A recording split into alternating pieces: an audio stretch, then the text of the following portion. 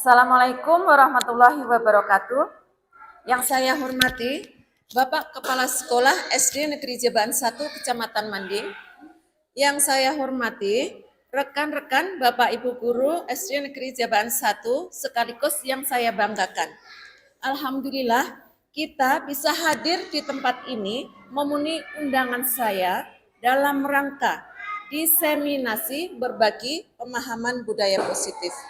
Oleh karena itu, saya ucapkan terima kasih kepada Bapak Murdianto selaku Kepala Sekolah SD Negeri Jabaan 1 dan juga saya sampaikan terima kasih kepada Bapak Ibu rekan-rekan guru yang telah hadir memenuhi undangan saya. Bapak Ibu yang saya hormati, izinkan saya berbagi pemahaman tentang budaya positif dan saya berharap ketika nanti diskusi berlangsung, saya mohon beberapa hal kepada Bapak Ibu semuanya. Yaitu yang pertama, hadir utuh, jadi jiwa raga kita ada di sini, pikiran kita fokus ada di sini. Yang kedua, saya berharap teman-teman aktif untuk berpartisipasi baik dalam bertanya maupun dalam mengemukakan pendapatnya. Dan yang terakhir, mari yang hadir di dalam ruangan ini, kita hadir dengan rasa penuh bahagia. Jadi sekali lagi saya mohon hadir utuh, kemudian aktif, dan penuh dengan rasa bahagia. Namun nanti jika ada pertanyaan, saya mohon dicatat dulu, disimpan dulu, nanti baru disampaikan setelah sesi presentasi ini selesai. Nah Bapak Ibu, saya tidak akan berlama-lama, saya akan izin menayangkan PPT tentang budaya positif.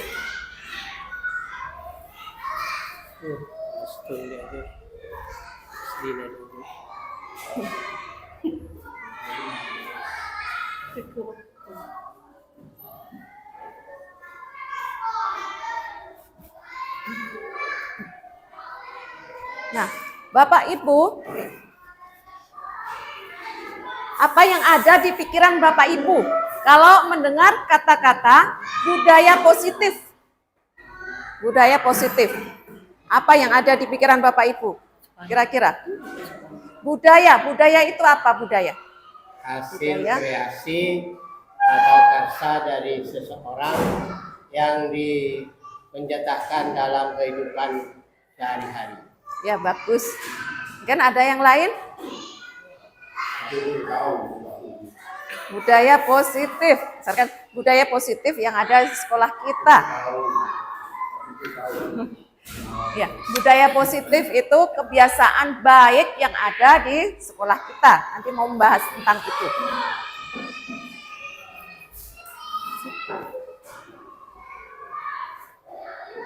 Nah, coba minta tolong perhatikan, ada kepalan tangan di situ. Ayo, apa yang Bapak Ibu bayangkan kalau ada kepalan seperti ini? Merdeka. Merdeka, ya. Ayo, kira-kira apa? Coba nanti saya minta tolong kepalkan tangan Bapak Ibu dan bayangkan di dalam kepalan tangan Bapak Ibu itu ada sesuatu hal yang sangat berharga di dalam hidup Bapak Ibu. Sesuatu hal yang berharga tersebut harus kita pertahankan dan kita lindungi.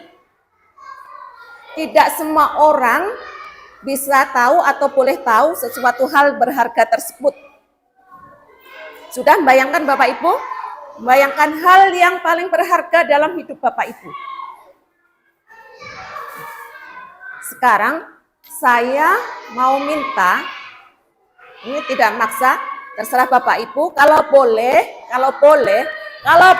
saya tahu barang berharga punya Bapak Ibu yang boleh saya tahu, yang boleh saya tanyakan nanti, bisa membuka kepalan tangannya. Kalau yang tidak boleh tetap genggam tangannya. Sesuatu yang sangat berharga ya. Ya, Bapak Ibu, siapa yang mau membuka tangannya untuk saya?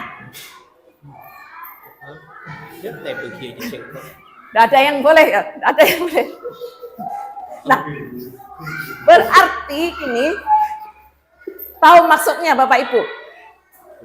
Ini maksudnya yang mengontrol diri kita itu adalah diri kita sendiri.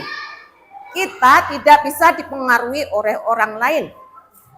Jadi intinya yang mengontrol diri kita adalah diri kita sendiri. Begitupun kita terhadap murid. Kita tidak boleh memaksa murid. Yang bisa mengontrol diri murid adalah murid sendiri. Itu maksud dari kepalan tangan tadi.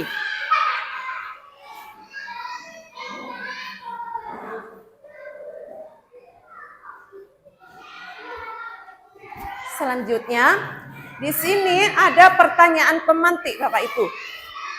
Ada 4 pertanyaan pemantik. Untuk yang pertama, sebentar dulu, ini kesepakatan dulu ya Bapak Ibu. Misalkan nanti untuk angka yang ganjil, untuk angka yang ganjil 1 dan 3, yang setuju angkat tangan. Untuk angka yang genap 2 dan 4, yang tidak setuju yang angkat tangan.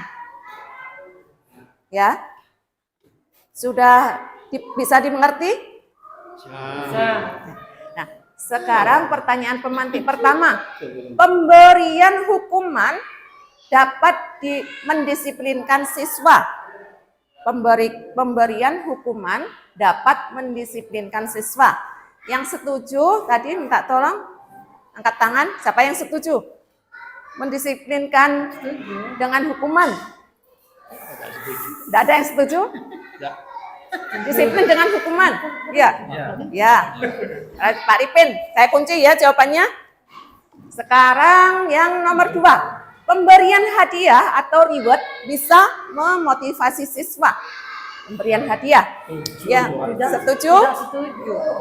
Wah, itu jawabannya tidak setuju. Setuju apa tidak setuju? Kalau tidak setuju, angkat tangan. Tidak setuju, nyoncu. Saya setuju. Nah, sekarang lanjut nomor 3 ya. Guru bisa mengontrol peserta didik. Guru bisa mengontrol peserta didik. Setuju. Setuju. Setuju. Setuju angkat tangan. Iya.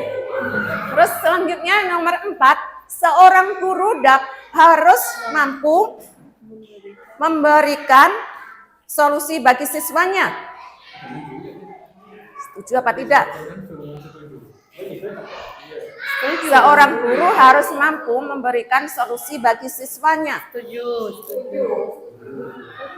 Sekarang jawaban Bapak Ibu tadi diingat-ingat ya, setuju apa tidaknya? Kunci pas. Ini jawabannya tidak kita bahas sekarang, tapi nanti Bapak Ibu bisa menemukan jawabannya sendiri.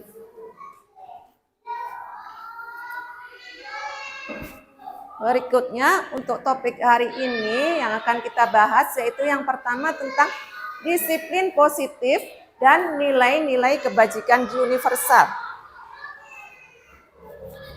Terus yang kedua, teori motivasi hukuman dan penghargaan restitusi.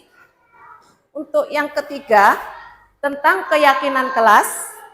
Yang keempat, tentang kebutuhan dasar manusia dan dunia berkualitas. Untuk yang kelima, restitusi dengan menggunakan 5 posisi kontrol. Terus yang keenam, tentang segitiga restitusi.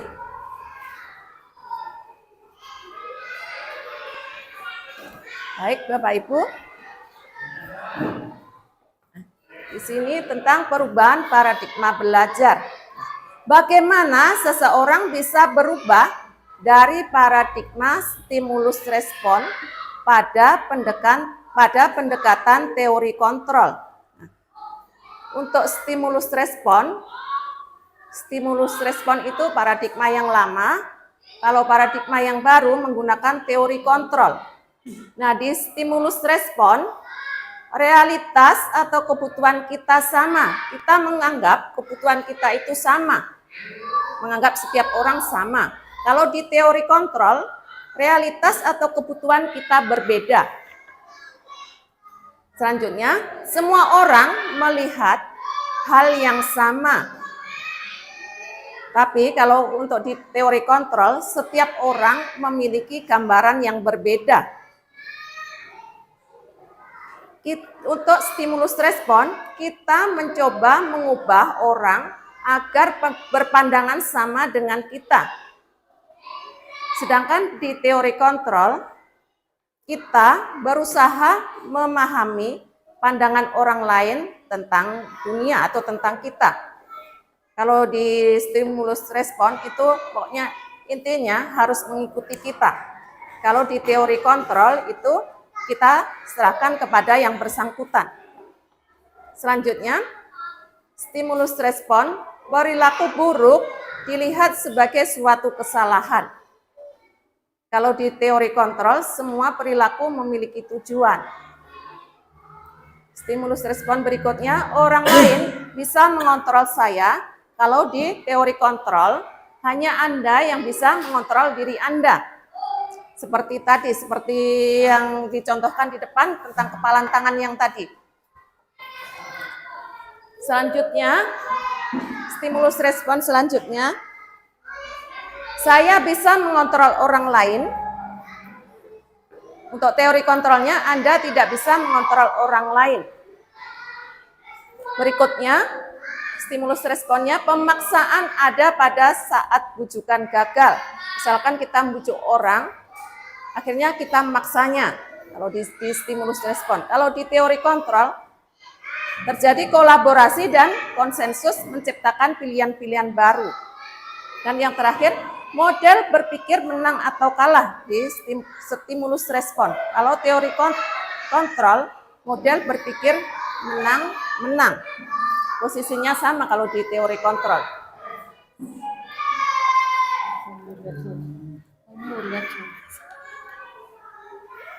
Tak berhasil. Nah, selanjutnya untuk teori kontrol. Biasanya dengan teori kontrol kita mengilusikan, berilusi bahwa guru mengontrol murid. Apa benar seperti itu Bapak Ibu guru? Di sini semuanya guru yang mengontrol murid. Selanjutnya ilusi bahwa semua penguatan positif, efektif, dan bermanfaat. Untuk ilusi yang ketiga, bahwa kritik dan membuat orang merasa bersalah dapat menguatkan karakter. Yang terakhir, ilusi bahwa orang dewasa memiliki hak untuk memaksa. Kalau orang dewasa mempunyai hak untuk memaksa, ilusi biasanya selama ini. Bagaimana? Ini terjadi di sekolah kita apa tidak Bapak Ibu? Oh, terjadi.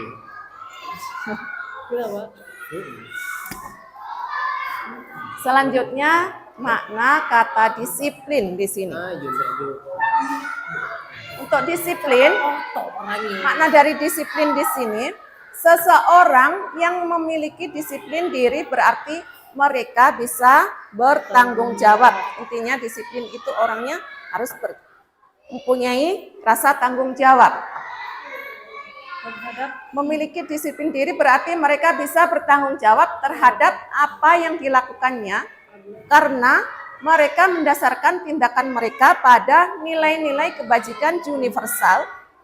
Dalam hal ini Ki Hajar Dewantara menyatakan pertanggungjawaban atau Fahrenheit Delichtsheit itulah selalu menjadi sisihannya hak dan kewajiban dari seseorang yang pegang kekuasaan atau pimpinan dalam umumnya. Adapun artinya tidak lain ialah orang tadi harus mempertanggungjawabkan dirinya serta tertibnya laku diri dari segala hak dan kewajibannya.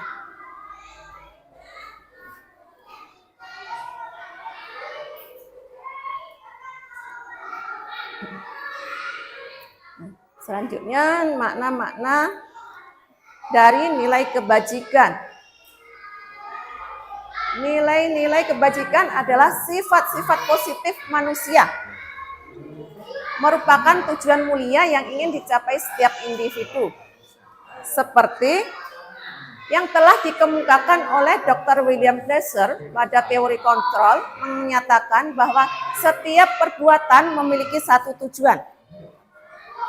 Selanjutnya, menurut Diane Carson mengemukakan bahwa dengan mengaitkan nilai-nilai kebajikan yang diyakini seseorang, maka motivasi intrinsiknya akan terbangun sehingga menggerakkan motivasi dari dalam untuk dapat mencapai tujuan mulia yang diinginkan.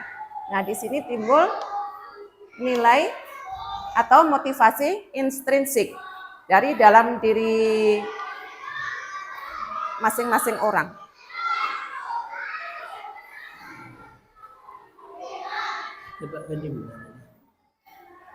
Nah, di sini ada pertanyaan reflektif, Bapak Ibu. Bila di sekolah kita tidak ada aturan yang memberikan surat teguran bagi kita yang sering datang terlambat, atau tidak ada pimpinan yang memberikan kita penghargaan menjadi guru terbaik karena sering tepat waktu, apakah kita akan tetap datang tepat waktu untuk mengajar murid-murid kita? Ya, Pak. Di sini, ini pernah saya alami sendiri masalah ketepatan waktu. Untuk Bapak Ibu, bagaimana ini menurut pendapat Bapak Ibu tentang pertanyaan reflektif ini? Agus, menurut Pak Agus bagaimana? Iya. Menurut saya, meskipun kita ada pekerjaan, kan memang juga kewajiban kita sebagai guru dan harus tanpa penghargaan pun kan kita harus mengajar tepat waktu. Jadi seperti itu. Ya, seperti Bagus. itu.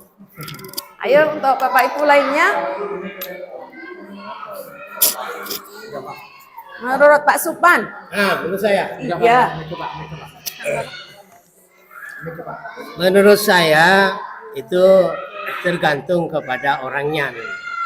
Kalau orangnya memang dari dasar sudah antusias untuk mengajar, pasti meskipun tidak ada teguran, tidak ada, pasti tepat waktu. Tapi kalau keadaan juga di sekolah itu kurang memberikan rasa nyaman, ya paling tidak ada konsekuensinya juga. Kepada murid, kepada guru juga begitu. Itulah pendapat saya. Terima kasih. Terima kasih. Sama-sama. Apa ada yang ingin berpendapat lagi Bapak Ibu?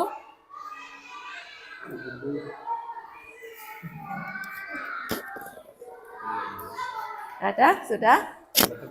Ya, berarti kita di sini sebagai guru harus tumbuh dalam diri kita sendiri itu rasa tanggung jawab. Harus tumbuh dalam diri kita, rasa tanggung jawab itu. Jadi, walaupun tidak ada aturan, tidak ada teguran dari pimpinan, kita seyogyanya harus melaksanakan kewajiban kita. Kita harus berangkat pagi. Kita harus datang tepat waktu. Itu berarti timbul dari motivasi kita sendiri. Bukan karena motivasi dari luar atau eksternal. Timbul dari diri kita sendiri. Harus dalam diri kita harus timbul motivasi intrinsik. Jangan karena pengaruh dari pimpinan, karena takut ditegur, terus karena mendapat sanjungan atau pujian atau imbalan. Jadi kita harus berusaha menjadi manusia yang bertanggung jawab.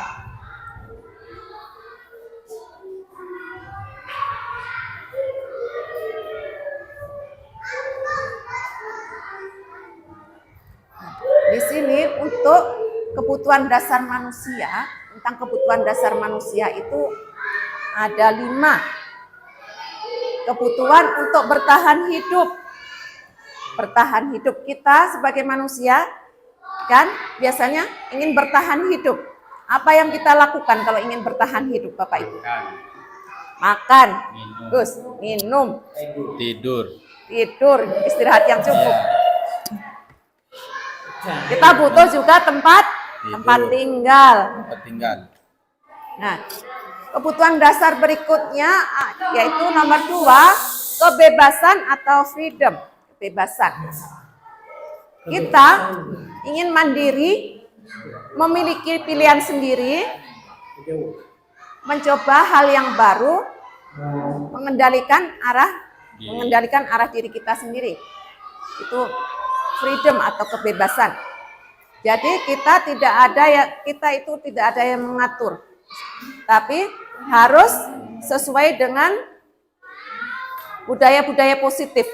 Tidak harus bebas sebebas-bebasnya, tapi bebas dalam tanda petik di sini. Bebas terbatas. Ya. Terus berikutnya yang ketiga, kasih sayang dan rasa diterima. Rasa diterima, rasa peduli, rasa berbagi, kerjasama menjadi bagian dari kelompok. Nah, kasih sayang itu kita membutuhkan kasih sayang apa tidak, Bapak Ibu? Nah, kita sangat membutuhkan kasih sayang. Kalau tidak ada kasih sayang, kita tidak semangat untuk hidup. Tidak ada yang ngasih motivasi. Selanjutnya, yang keempat tentang penguasaan atau power. Harga diri, keinginan untuk dianggap, berprestasi, memimpin untuk power atau penguasaan. Selanjutnya yang terakhir, kebutuhan dasar yang terakhir yaitu kesenangan. Kita berhak untuk senang ya Bapak Ibu. Berhak untuk senang. Itu misalkan bermain, antusiasme, tertawa, humor. Humor juga termasuk kesenangan di sini.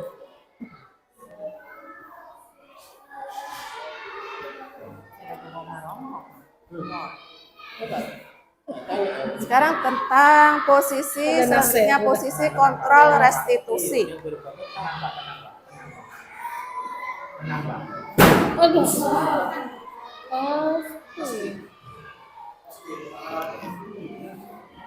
Posisi kontrol restitusi. Bapak minta tolong Pak Suki dibacakan Pak Suki. Sugi, bacakan Pak Sugi. Biar tak saya sih ngomong melolo. Posisi kontrol. Posisi kontrol itu sebentar. Posisi kontrol kita sebagai guru ada 5. Yang pertama penghukum, yang kedua pembuat orang merasa bersalah, yang ketiga sebagai teman, yang keempat pemantau, yang kelima manajer. Nah, Pak Suki minta tolong untuk guru berbuat itu seperti apa kalau untuk penghukum? Tolong dibacakan. Ini dibaca dari atas, Bu. Tidak usah yang ini. Dari guru berbuat, kalau di posisi penghukum, guru berbuat menghardik, menunjuk-nunjuk seperti itu. Penghukum, Ya, penghukum. menghardik, kemudian menunjuk-nunjuk, menyakiti, menyindir. Terus berikutnya Terus kalau sebagai yang pembuat orang merasa bersalah, jalan ke samping kan? ya baca berceramah. Berceramah dan mengatakan seharusnya ibu kecewa. Terus kalau sebagai posisi teman, Kalau sebagai posisi teman, yaitu membuatkan alasan-alasan untuk muridnya. Terus sebagai posisi pemantau, yaitu menghitung dan mengukur. Kalau sebagai posisi manajer, yaitu mengajukan pertanyaan-pertanyaan. berikutnya bawahnya lagi biar Bawah ya, Bu. tidak ngantuk.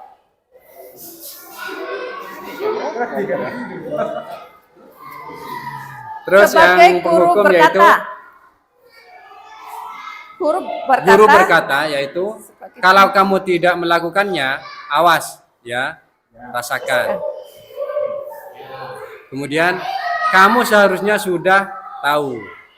Ibu telah selesai, ibu lelah sekali mengatakannya. Ibu stres. Kemudian ayolah lakukan demi ibu. Masa kamu tidak mau? Ingat, tidak ibu pernah bantu. Kemudian apa peraturannya? Terus selanjutnya yaitu apa yang kita yakini Apa yang bisa kamu kerjakan untuk memperbaiki masalah ini? Terus kemudian hasil ya Bu.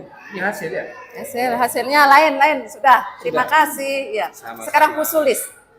Ini dipegang. Nggak tengah lain. Nggak kelihatan. Nggak kelihatan, di mana? Hasil. Oh, pinjam kacamata saya. Boleh berdiri. Di mana, Dek?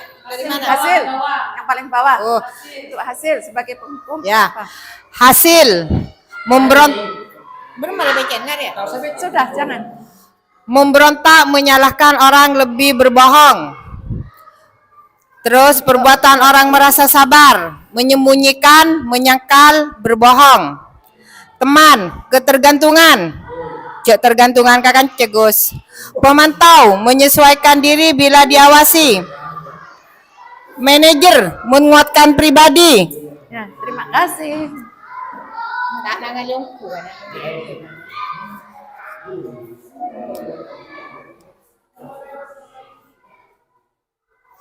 Selanjutnya ini bagiannya Ibu Rini nih.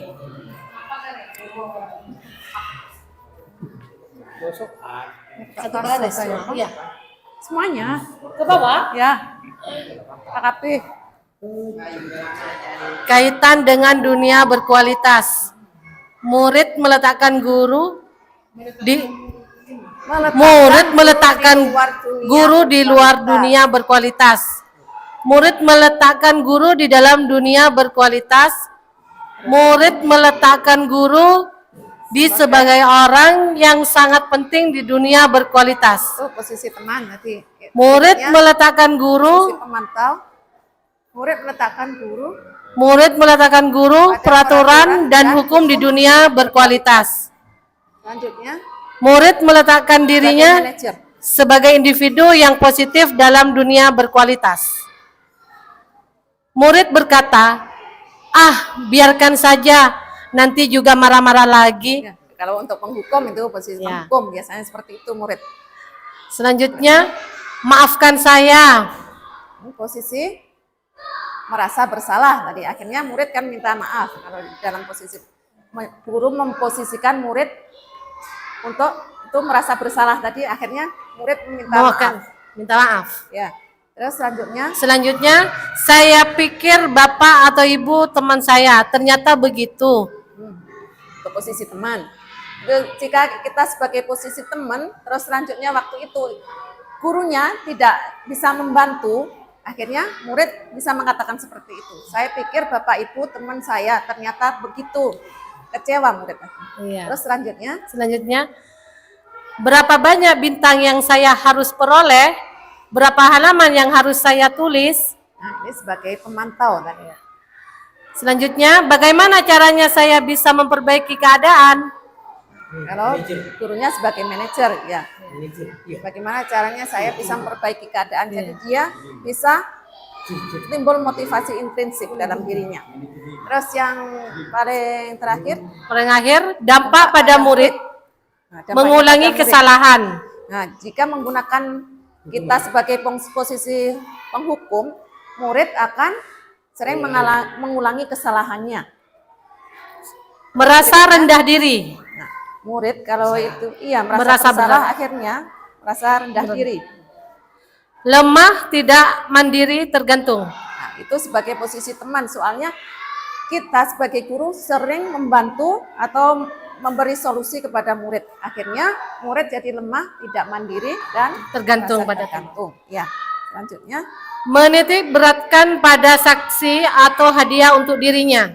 menitik beratkan pada sanksi Atau hadiah untuk- pada dirinya. Nah, di sini murid itu kalau tidak ada konsekuensi dia pasti akan melanggar. Di sini kalau ada konsekuensi dia takut kalau kena sanksi. Soalnya konsekuensi itu kan sudah disepakati bersama. Jadi mau tidak mau harus mengikuti aturan tersebut. Selanjutnya, mengevaluasi diri. Bagaimana cara memperbaiki diri? Kalau dengan kita sebagai posisi manajer, jadi di sini murid nanti bisa mencari solusi. Kesalahan saya itu di mana? Bisa menemukan kesalahannya, setelah itu bisa menemukan solusinya. Oh, berarti saya harus seperti ini. Jadi posisi manajer adalah posisi yang paling bagus bagi seorang guru. Terima kasih Ibu Rini. Ya, sama-sama. Tambahan loh. Iya Pak, iya. Saya kurang sependapat dengan ada kata poin di situ meletakkan. Menurut saya semestinya itu menempatkan. Oh iya. Ya, Menurut terima kasih. saya, tapi Iya, tidak terima tahu kasih. kepada yang lain. Ya, Saya terima kan kasih atas murid menempat masukannya. meletakkan guru itu seakan-akan Iya. apa ya kurang barang. Kita kan manusia karena di situ yang perlu kita karena penghargaan maksudnya. Iya, menghargai. Terima Menghargai. kasih ya. untuk Pak Supan atas masukannya. Ya, Ya, saya terima. terima kasih. Sama-sama.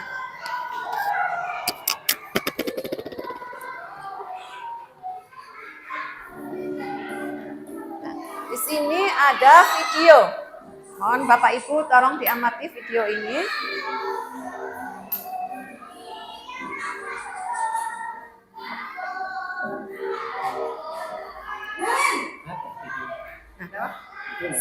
Nanti di video ini kira-kira guru sebagai posisi apa itu?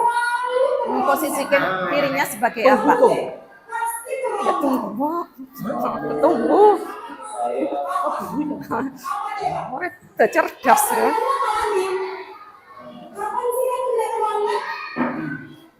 Malah sekali yang menjadi anak. Dasar pemalas. Si kamu. Sudah berapa kali bermain mat? Sana. Aku beli makanan dasar. 2 kali. Kenapa? Kamu kayak gitu. Muridnya Pak Sugi. Sudah terlambat. Tapi berikan anak. Di Sugi. Sekarang, pilih lapangan basket. Berikan saya. Pergi sana lapangan basket. Rini. Kira-kira Bapak Ibu dari video yang telah ditayangkan tadi, Ibu gurunya itu sebagai memposisikan dirinya sebagai apa? Pak Ripin, coba Pak Ripin. Sebagai pemberi hukum yang memberikan Sebagai hukuman pemberi hukuman. Ya, terima pada kasih. siswa yang lambat. Ya, terima kasih Pak Ripin. Guru yang terlalu keras. Bagus. Sudah pegang mic-nya. Sudah pegang mic. Posisi guru. Oke. Posisi guru itu ya sebagai guru, tapi guru itu sepertinya ingin menghukum muridnya ketika muridnya itu melakukan kesalahan tersebut yaitu tentang keterlambatan. Jadi seperti itu. Jadi tidak jauh beda dengan Pak Supan dan Pak Arifin. Guru itu sudah mau menghukum dan posisinya itu adalah posisi penghukum gitu Pak Supan ya. Hakim. Terima kasih. Berarti itu tadi sama ya jawaban Bapak Ibu semuanya dalam posisi penghukum. Kenapa dikatakan sebagai posisi penghukum?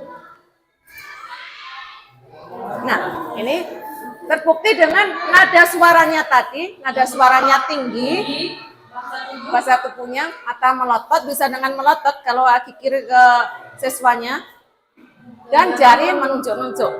Ayo, arah apa kamu telat? Kan seperti itu. Terus dampak pada murid, kemungkinan murid marah. Kemungkinan murid marah, kalau dimarahi kan marah bisa sakit hati juga. Saya pun juga kayak gitu, walaupun saya sudah berumur, jangan tua lah, berumur, sudah junior, kalau iki kiri ngamuknya. Kemungkinan murid marah dan mendendam atau bersifat agresif. Bisa jadi sesudah kembali duduk, murid tersebut akan mencoret-coret bukunya atau meja tulisnya. Lebih buruk lagi, sepulang sekolah, murid melihat motor atau mobil bapak ibu guru dan akan menggores kendaraan tersebut dengan paku. Ini benar-benar pernah terjadi. Saya lihat sendiri, tapi tidak saya buka. Memang ada kejadian itu. Iki kiri gurunya, waktu itu pulang sekolah, mobil gurunya hitam laju, coret sama paku, panjang.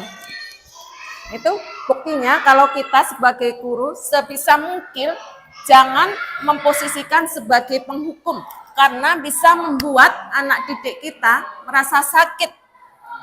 Merasa sakit, iya. Iya.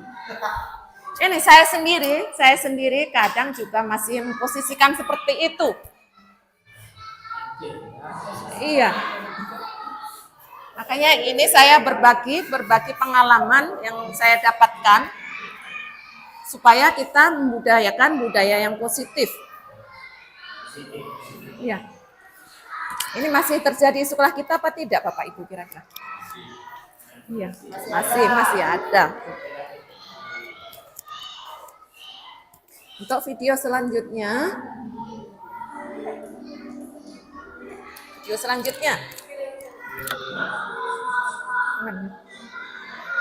Dek Kom.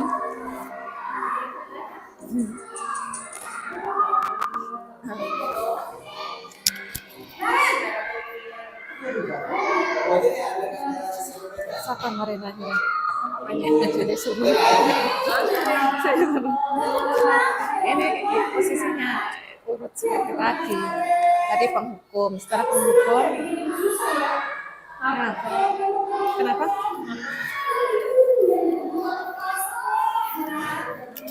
Membuat merasa Marina ya, membuat merasa kesal. Itu.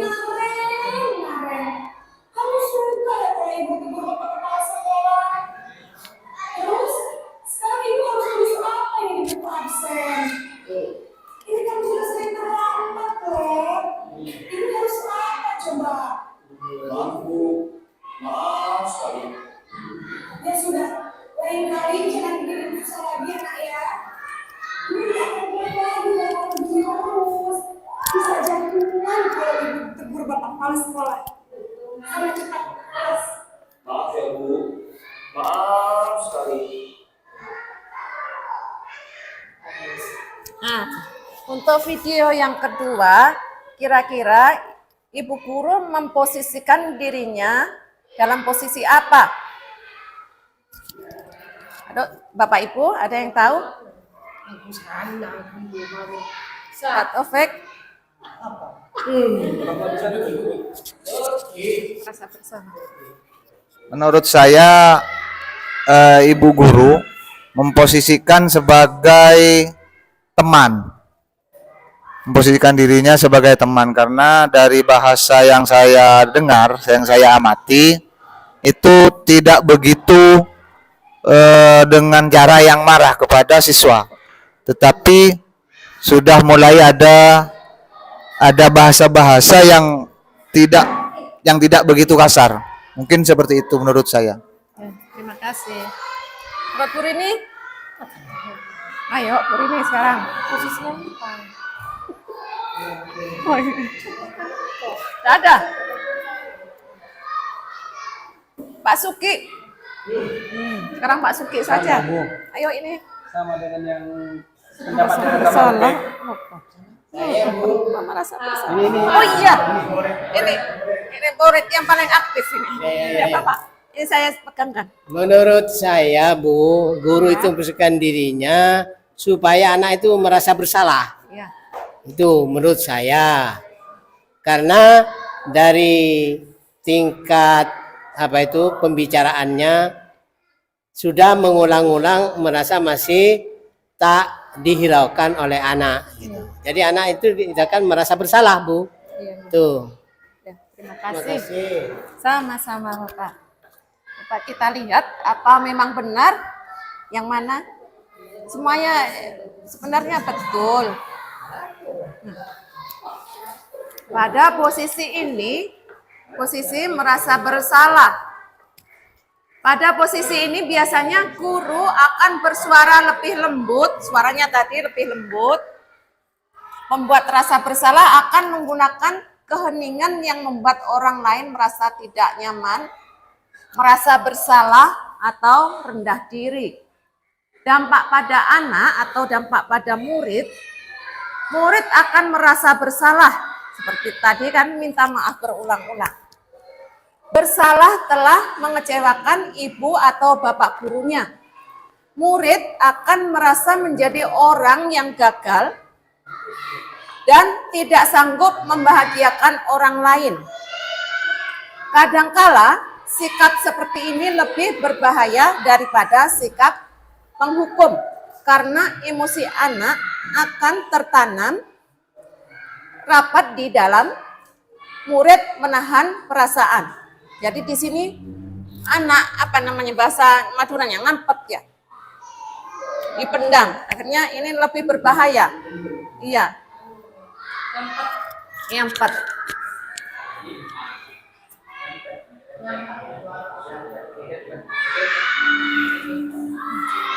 Video yang ketiga.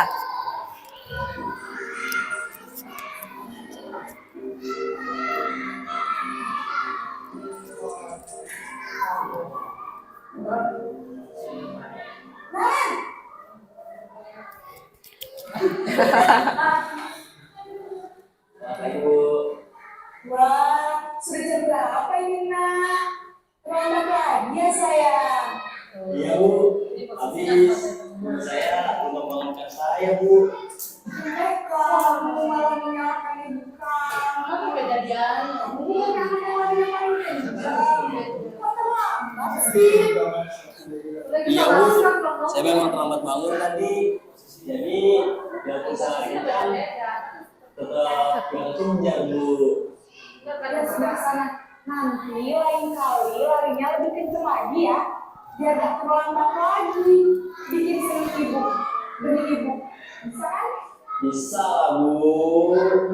Ya sudah sana masuk kelas. Mau beresin urusan absen kamu. Kamu ini ada aja.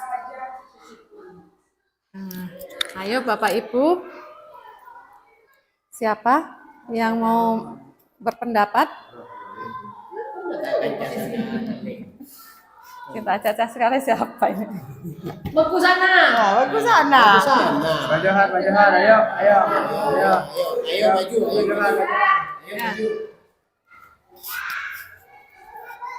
Ya, kalau menurut saya, setelah mengamati video barusan, kalau tadi yang video kedua itu menyampaikan sebagai posisi teman, tetapi setelah saya melihat mengamati video yang ini, yang ketiga, ternyata yang lebih cocok sebagai guru sebagai posisi teman itu di video yang sekarang.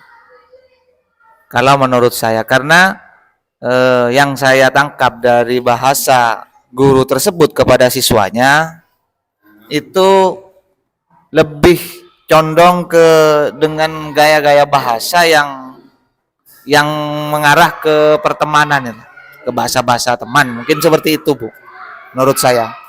Ya, terima kasih Bapak Taufik. Ada lagi? Ada lagi?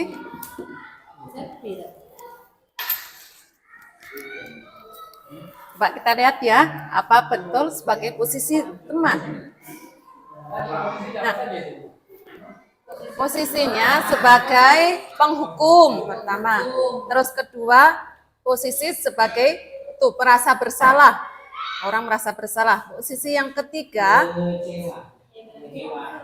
ketiga sebagai teman, yang keempat nanti pemantau, terus yang terakhir posisi manajer.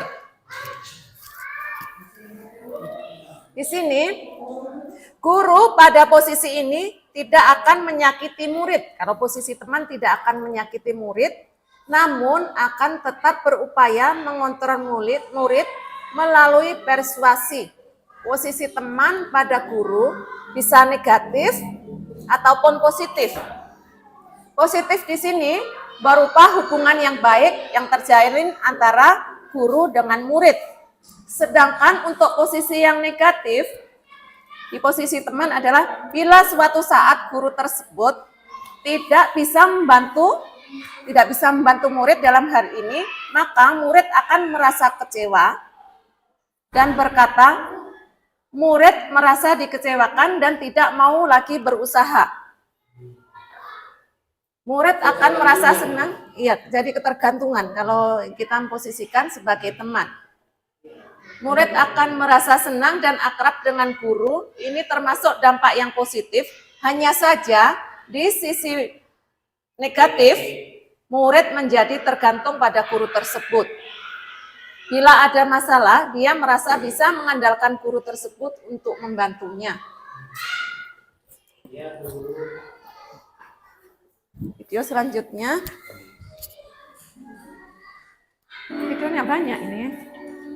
5 posisi apa online. Nanti video saya saja ganti ya, Ibu Dina. Iya.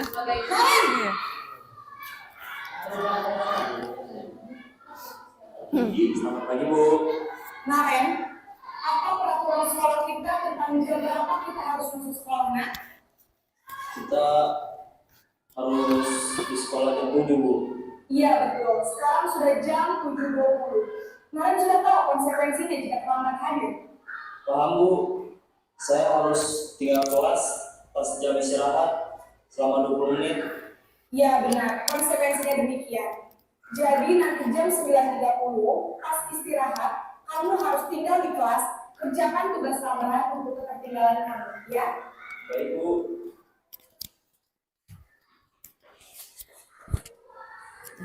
Selesai. Boleh. Posisi kira-kira dalam posisi apa Pak Ripin? Sekarang Pak Ripin ini. Iya. Saya maunya Pak Ripin.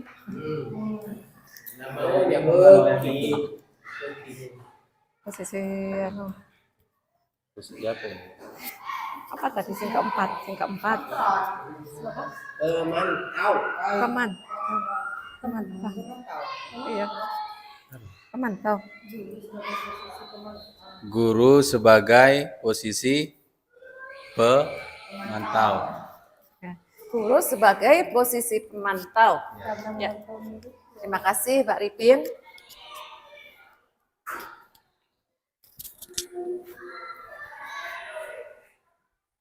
Nah, di sini posisi guru yang kalau dilihat dari video tadi, guru ada sebagai pemantau. Berarti mengawasi. Pada saat kita mengawasi, kita bertanggung jawab atas perilaku orang-orang yang kita awasi.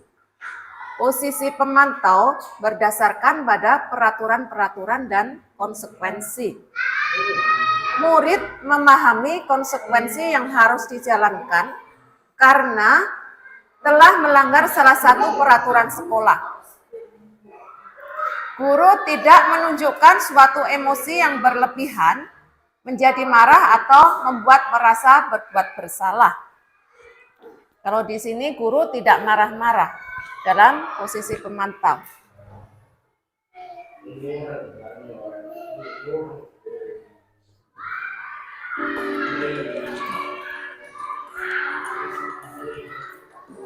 Terus keluar.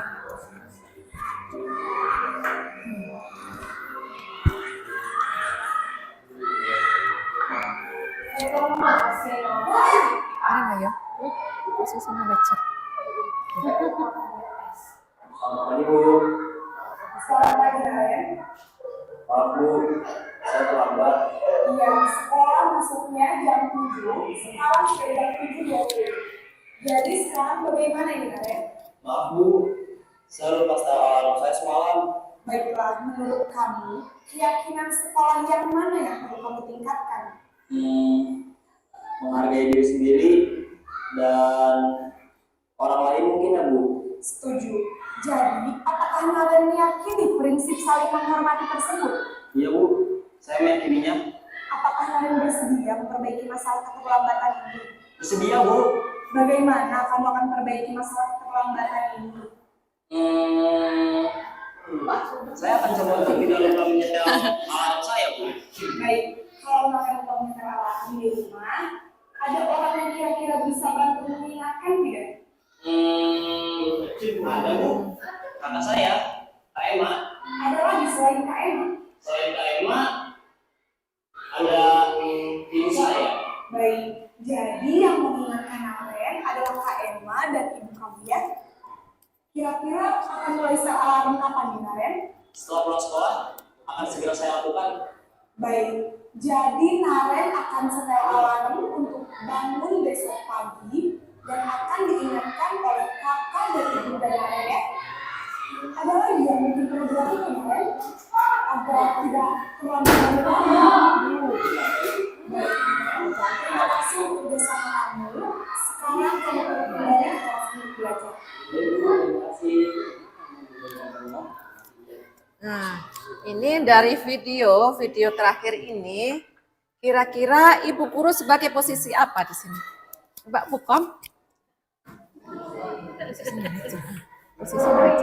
Posisi mana? Ayo mungkin yang lain.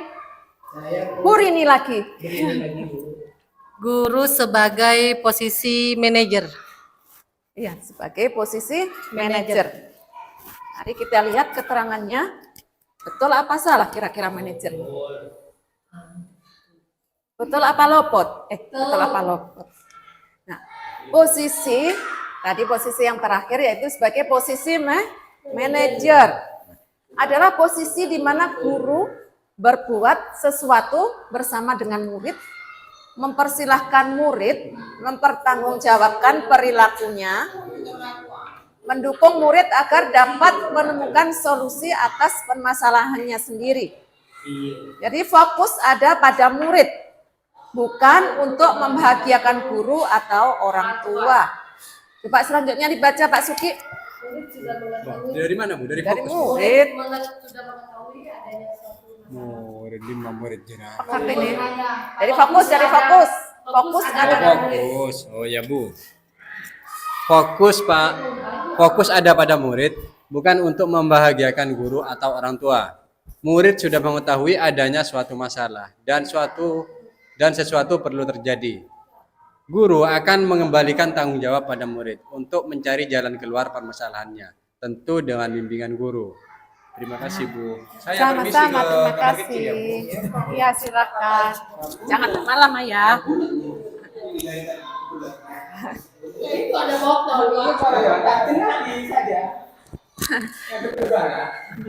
Baik, Bapak Ibu.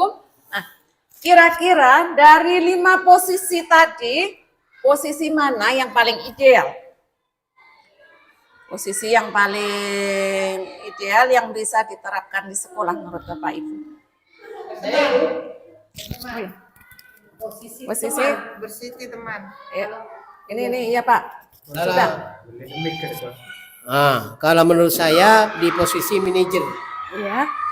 Karena di dalam praktek itu kita lihat ada guru yang memberikan arahan, murid yang juga memberikan pendapat. Jadi dua-duanya bisa berjalan asalkan kondisi itu bisa tetap berlangsung.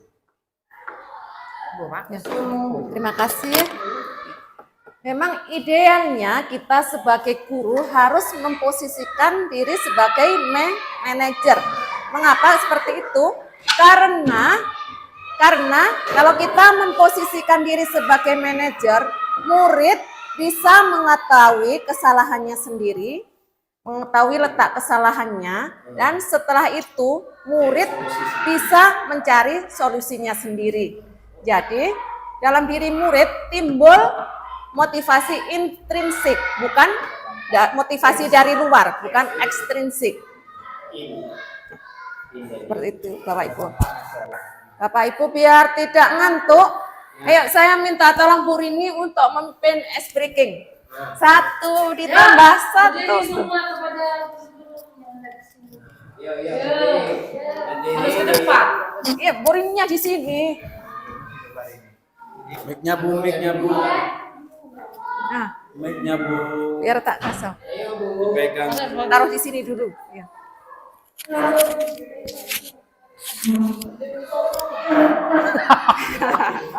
Lo muka behang kok. Sudah? Ya. Ayo, Bapak Ibu saya mohon ikuti Bu Rini ya. Boyo. Hapus, bro. Enggak ada. Yuk, sudah. Kita mulai. 1 ditambah 1 sama dengan 2. 2 ditambah 2 sama dengan 4. 4 ditambah 4 sama dengan 8. 8 ditambah 8 sama dengan 16. Diulang ya. Satu kali lagi ya. 1 kali lagi. Goyangannya yang mantap. Mulai. 1 ditambah 1 sama dengan 2.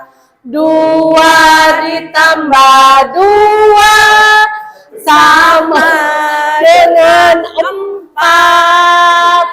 4 ditambah 4 sama dengan 8. Ayo goyang. 8 ditambah 8 sama dengan 16. Iya, terima kasih. Bagaimana Bapak Ibu, sudah nggak ngantuk kan? Oke, saya lanjutkan sekarang.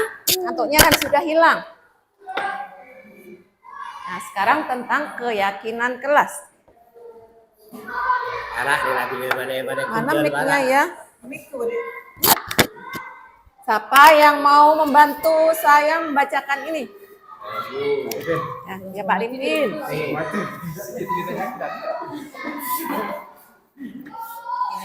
Keyakinan kelas. Keyakinan kelas adalah nilai-nilai kebijakan atau prinsip-prinsip universal, lepas dari perbedaan agama, suku, negara, dan bahasa. Menurut Gosen 1998, suatu keyakinan akan lebih memotivasi seorang dari dalam, intrinsik. Seseorang akan lebih bersemangat untuk menjalankan keyakinannya daripada hanya sekedar mengikuti peraturannya. Terima kasih. Terima kasih Pak Ripin. Nah, di sini kalau kita yakin, terus tumbuh motivasi dalam diri kita sendiri, tentunya kita akan mematuhi semua peraturan yang ada. Kalau motivasi dalam diri kita tidak tumbuh atau tidak timbul motivasi dalam diri, kalau cuman hanya timbul motivasi ekstrinsik, nanti kita bisa melanggar peraturan. Kalau motivasi timbul dari diri kita insya Allah sudah berusaha, insya Allah tidak akan berbuat salah lagi.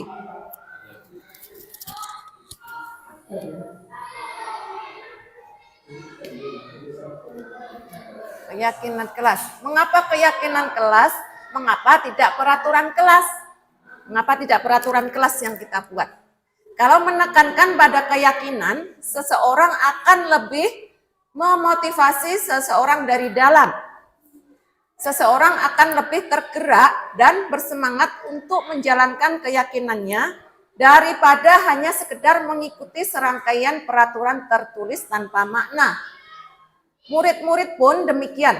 Mereka perlu mendengarkan dan memahami arti sesungguhnya tentang peraturan-peraturan yang diberikan.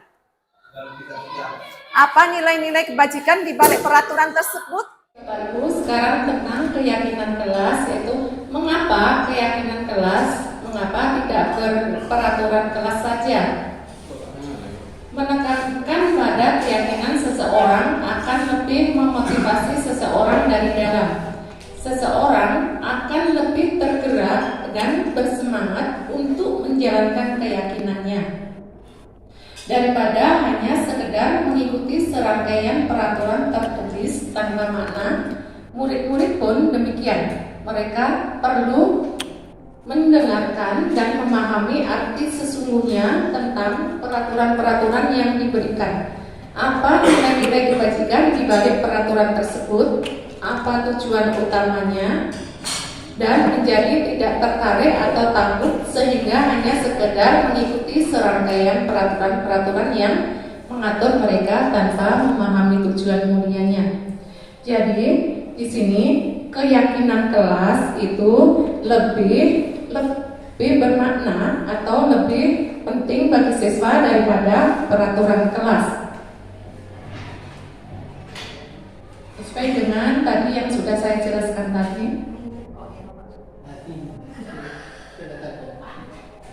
Selanjutnya tentang keyakinan kelas ini, itu selalu bersikap positif. Kalau ada keyakinan kelas, anak-anak akan menjadi bersikap positif, senantiasa menjadi diri terbaik, percaya dan menghormati orang lain serta barang miliknya.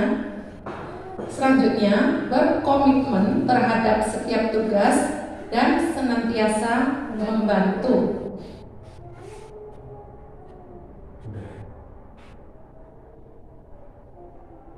Di sini ada pertanyaan reflektif. Ivan kurang menguasai pelajaran matematika, sehingga pada saat pelajaran tersebut berlangsung, dia lebih banyak berdiam diri atau menggambar di buku pelajarannya. Pada saat guru matematikanya Pak Seno menanyakan pertanyaan, Irfan menjadi gugup dan tak sengaja menjatuhkan tasnya dari kursi, serta tiba-tiba menjadi gagap pada saat berupaya menjawab. Seluruh kelas pun tertawa melihat perilaku Irfan yang bicara tergagap dan terkejut tersebut. Pak Seno pada saat itu membiarkan teman-teman Irfan menertawakan Irfan yang tergagap dan malu luar biasa, dan malahan minta Irfan untuk maju ke depan dan berdiri di depan kelas sambil menunjuk hidungnya karena tidak bisa menjawab pertanyaan Pak Seno. Kelas makin gaduh dan anak-anak pun tertawa melihat Irfan di depan kelas memegang ujung hidungnya. Pertanyaannya, apakah Anda setuju dengan tindakan Pak Seno terhadap Irfan? Mengapa? Tidak. Menurut saya tidak setuju terhadap tindakan Pak Seno karena tidak menjadikan seorang guru yang bisa memberikan rasa nyaman dan di situ membiarkan murid-murid yang lain itu memberi hukuman kepada Irfan. Itu yang saya tangkap dari tersebut. Terima kasih Bu.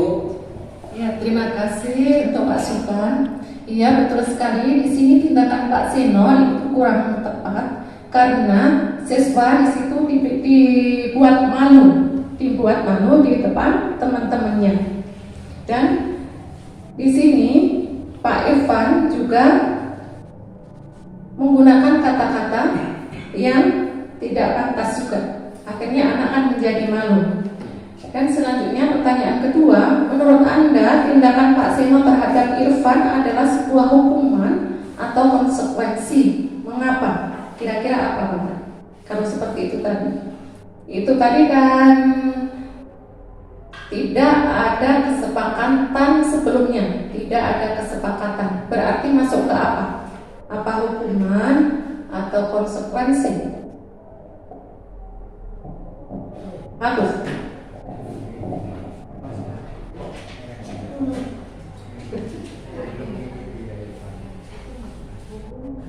Menurut saya reaksi tadi merupakan hukuman dari seorang guru yang diberikan hukuman, malah menambah murid-murid juga memberikan hukuman karena membiarkan murid-murid yang lain menertawakan Irfan. Itu menurut saya, Bu. Terima kasih. Terima kasih Bapak. Iya, benar sekali. Di sini Pak Irfan bukan Pak Irfan ya, Pak Seno. Pak Seno itu sebagai penghukum. Karena di sini tidak terencana juga. Dan langsung anak-anak itu Irfan langsung dikasih hukuman suruh berdiri. Nah, sebelumnya tidak ada konfirmasi, berarti itu termasuk hukuman.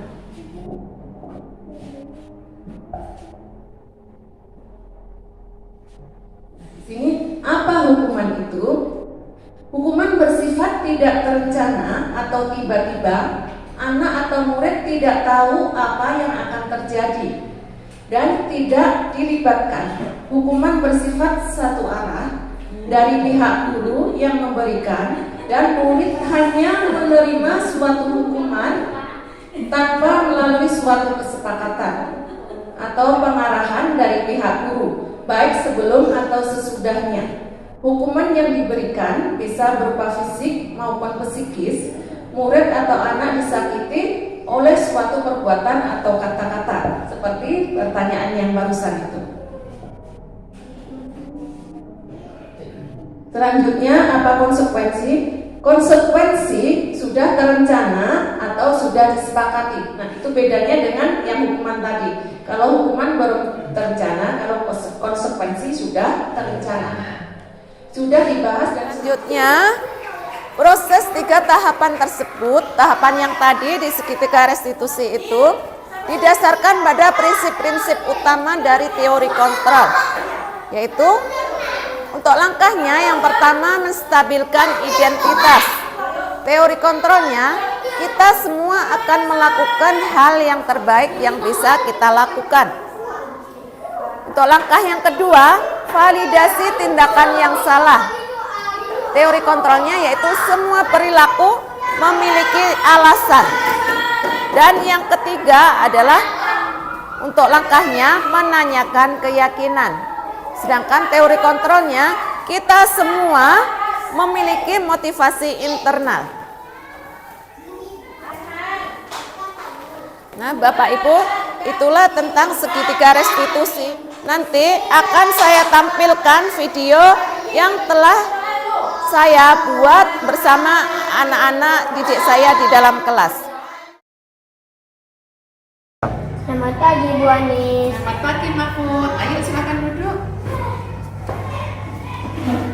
Kamu tahu kenapa Ibu manggil kamu Mahfud? Mungkin berkaitan dengan tugas piket kelas. Iya benar, tentang piket kelas. Kamu, katanya teman-teman kamu, sering tidak melakukan piket kelas ya? Ya Bu, benar. Kenapa kamu melakukan hal itu? Apakah tindakan kamu itu ada alasannya? Terus kira-kira mengapa kamu melakukannya? Jujur Bu, saya capek dan malas kalau bersih-bersih Bu. Kamu masih ingat tentang keyakinan kelas kita? Masih Bu. Kalau masih ingat, kira-kira yang kamu lakukan itu sudah sesuai dengan keyakinan kelas kita atau belum? Belum Bu.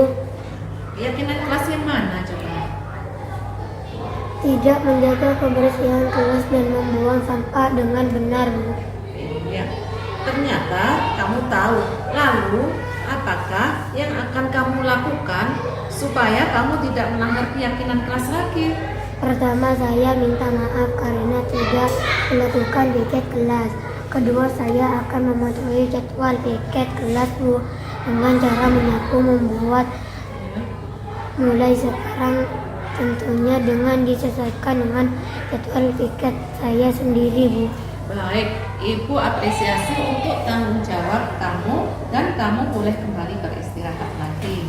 Terima kasih Bu, permisi. Ya, silakan.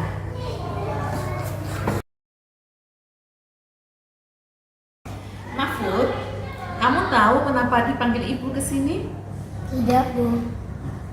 Ibu mendapat laporan dari teman-teman kamu, katanya kamu waktu istirahat sering main bola di dalam kelas ya? Ya Bu, benar. Kenapa kamu melakukan hal itu, Mahfud? Maaf Bu, habisnya saya merasa senang Bu ketika bermain bolanya di dalam kelas. Tentunya kamu sangat senang sekali ya bermain bola di dalam kelas.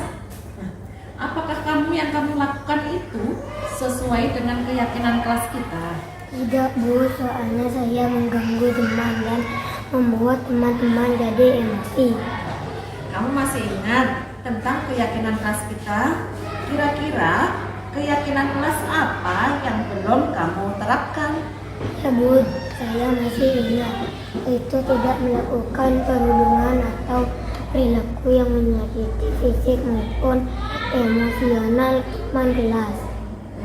Nah, kira-kira apa yang bisa kamu lakukan agar kamu bisa menerapkan apa yang sudah kamu yakini? Saya akan bermain bola di halaman sekolah yang telah disediakan agar tidak mengganggu teman-teman, Bu. Terus, kapan Mahfud mau melakukan hal itu? Mulai sekarang, Bu. Nah, sekarang berarti kamu sudah paham kan bahwa kita harus tertib terhadap keyakinan kelas kita. Ya Bu, insya Allah saya akan berusaha untuk selalu tertib terhadap keyakinan kelas. Baiklah, sekarang kamu boleh beristirahat lagi. Ya Bu, terima kasih. Bapak Ibu, demikian tadi materi yang telah saya sampaikan tentang budaya positif. Dari Bapak Ibu mungkin ada yang ingin merefleksikan apa yang telah saya sampaikan tadi. Oh iya, Ibu Rini, silahkan Ibu Rini. Baik, terima kasih. Dari apa yang saya dapat, dari apa yang disampaikan tadi, saya jadi tahu bahwa yang saya lakukan selama ini dalam menyelesaikan masalah pada anak didik saya masih kurang tepat. Dan saya sendiri sebagai guru juga belum benar-benar membudayakan budaya positif. Jadi dengan adanya diseminasi budaya positif ini, saya sekarang paham hal apa yang seharusnya saya lakukan untuk membudayakan budaya positif di sekolah ini, baik untuk saya sendiri maupun untuk anak didik saya. Terima kasih. Ya, saya sampaikan terima kasih kepada Ibu Rini. Ya, betul bahwasanya dalam penerapan program disiplin positif, hendaknya guru memiliki standar kepribadian, profesional, dan sosial yang baik, di mana guru mampu merefleksikan dirinya dalam posisi kontrol saat ini. Bagaimana perjalanan dirinya sebagai among atau manajer yang menuntun murid-muridnya menjadi insan mandiri, merdeka, dan bertanggung jawab. Bapak Ibu yang saya hormati, demikian tadi presentasi terkait dengan berbagi budaya positif di sekolah. Saya menyadari presentasi saya ini jauh dari sempurna. Oleh karena itu, saya sampaikan terima kasih kepada Bapak Ibu atas masukannya yang konstruktif demi perbaikan saya berikutnya. Namun saya berharap presentasi itu tidak hanya berhenti sampai di sini saja, akan tetapi kita bisa memaknai dari presentasi tadi sehingga budaya positif ini benar-benar menjadi budaya di sekolah kita. Baik mulai dari disiplin positif dan nilai-nilai kebajikan universal sampai ke segitiga restitusi. Oleh karena itu, sekali lagi mari kita sama-sama membudayakan budaya positif ini di sekolah kita, sehingga ini tidak hanya menjadi sebuah wacana saja setelah presentasi ini. Sekali lagi, saya sampaikan terima kasih dan mohon maaf. Wassalamualaikum warahmatullahi wabarakatuh. Assalamualaikum warahmatullahi wabarakatuh. Terima kasih kepada penyampai yang sudah memberikan paparannya kepada kami, guru-guru SDN Jabar 1.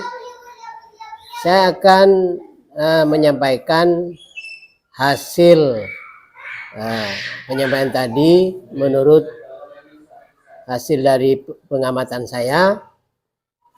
Penyampaian Ibu tadi sudah bagus dan sudah terarah. Dari segi penyampai saya kira penyampaian hal tadi yang seperti budaya positif sudah diberikan secara sejelas-jelasnya. terutama dari 5 posisi tadi, yaitu posisi guru sebagai penghukum, sebagai pemberi merasa bersalah, kemudian secara teman sebaya, pemantau, dan manajer. Saya kira dari kelima budaya positif itu, cuma yang paling ideal menurut saya adalah di posisi manajer. Karena di situ sudah lengkap dari segi penyampaian tadi, guru menumbuhkan semangat untuk murid itu lebih akan mempelajari hal-hal yang baru, dan juga akan bersemangat murid itu menggali atau paling tidak ada kemauan dari dirinya sendiri untuk mengarah ke yang lebih baik. Nah, dari segi solusi, saya kira tadi sudah dipaparkan, yaitu ada 3, yang disebut segitiga restitusi. Yang pertama adalah kestabilan identitas, validasi masalah, dan yang terakhir adalah keyakinan. Nah, keyakinan ini yang paling penting untuk ditumbuhkan, karena di situ akan dampaknya kepada murid sendiri.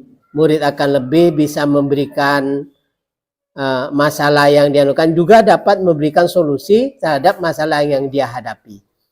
Itulah nantinya yang akan murid bisa mandiri dan bertanggung jawab. Itulah hal-hal yang dapat saya tangkap dari pemaparan tadi. Mudah-mudahan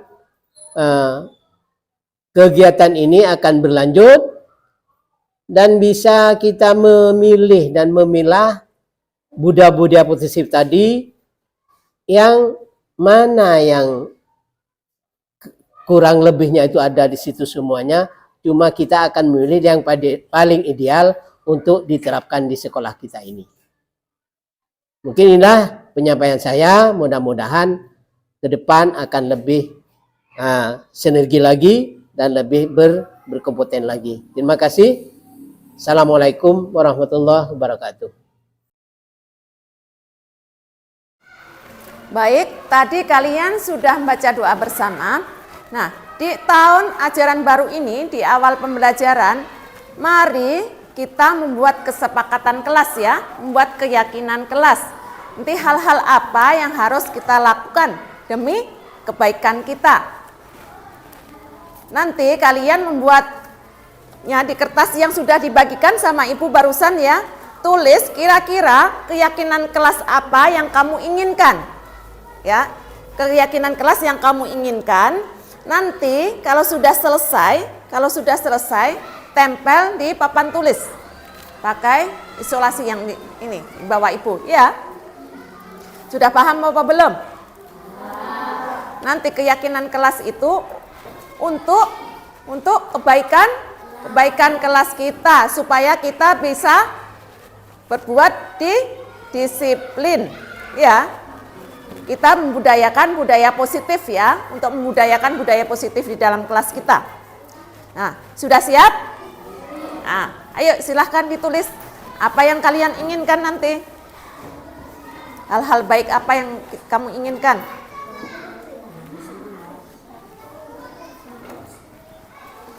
Satu boleh, 2 boleh.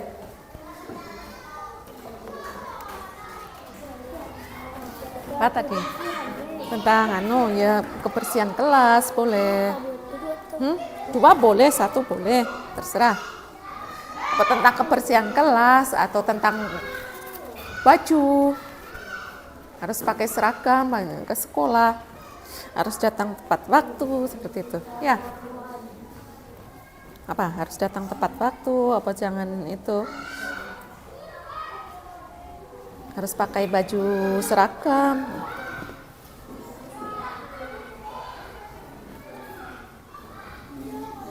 Kalau yang sudah ditempel di depan ya.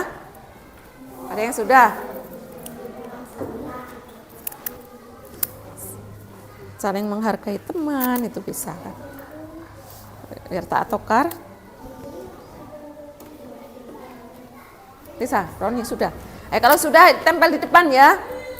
Nanti iya bagus. Ayo taruh di depan kayak gini di papan tulis. Yuk. Ada yang sudah lagi? Tempel di depan ya, Pas ya. Tahu caranya. Nah, seperti tempel di papan.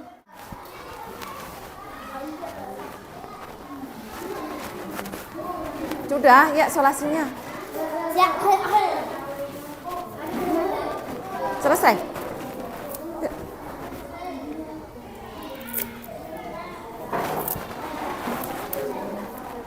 Sudah?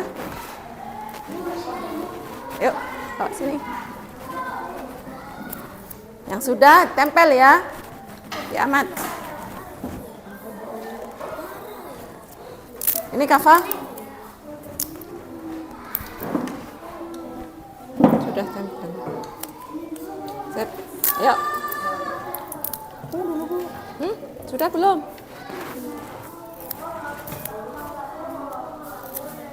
Kalian buat tadi. Nah, ini hasilnya. Hasilnya ada yang jangan buang sampah sembarangan. Terus ada yang menjaga kebersihan kelas. Terus menjaga peralatan sekolah atau fasilitas yang ada di sekolah. Ada lagi menghormati aturan sekolah dan tata tertib sekolah. Selanjutnya ada yang melaksanakan piket kelas. Ya, bagus. Terus ada lagi datang tepat waktu. Tidak menggunakan gadget atau ponsel saat pembelajaran. Menggunakan bahasa yang sopan. Terus ada ini yang harus bertanggung jawab atas tugas-tugas sekolah. Nah, untuk ini membuang sampah sembarangan, ada yang bilang jangan buang sampah sembarangan. Nah, untuk keyakinan kelas itu kalau bisa kita harus menghindari kata-kata negatif. Jangan dipakai ya. Seharusnya buanglah sampah pada tempatnya. Nanti ganti kata-kata seperti itu ya sama Ibu, buanglah sampah pada tempatnya. Jadi untuk hari ini kesepakatan kelas kita adalah harus menjaga kebersihan kelas. Terus lagi harus berkata sopan, tidak menggunakan gadget di dalam kelas saat pembelajaran. Selanjutnya tentang disiplin waktu. Harus datang tepat waktu dan menjaga fasilitas yang ada di dalam kelas serta tidak bermain di dalam kelas saat jam pelajaran. Nah, itu kesepakatan atau keyakinan yang harus kita lakukan. Soalnya ini kan sudah kamu sendiri yang buat, iya. Berarti kita harus melaksanakan apa yang telah kita sepakati tadi ya. Ingat, kita harus melakukan apa yang kita sepakati yang sudah kamu tulis itu. Gimana? Sanggup kira-kira? Sanggup untuk membudayakan positif di sekolah kita, terutama di kelas kita? Sanggup ya, sanggup ya. Nah, ya sudah demikian tadi. Ini kita lakukan, kita kerjakan selama satu tahun atau selama di kelas 5. Misalkan nanti ada perubahan atau tambahan keyakinan kelas, nanti kita bisa memperbaikinya. Nah, itu saja dari Ibu. Nah, terima kasih ya atas kesepakatan atau keyakinan kelas kita.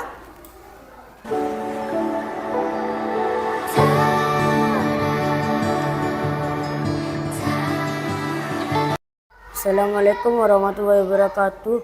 Hari ini kami sudah membuat keyakinan kelas. Saya sangat bahagia dengan adanya keyakinan kelas karena dapat menumbuhkan disiplin pada diri saya.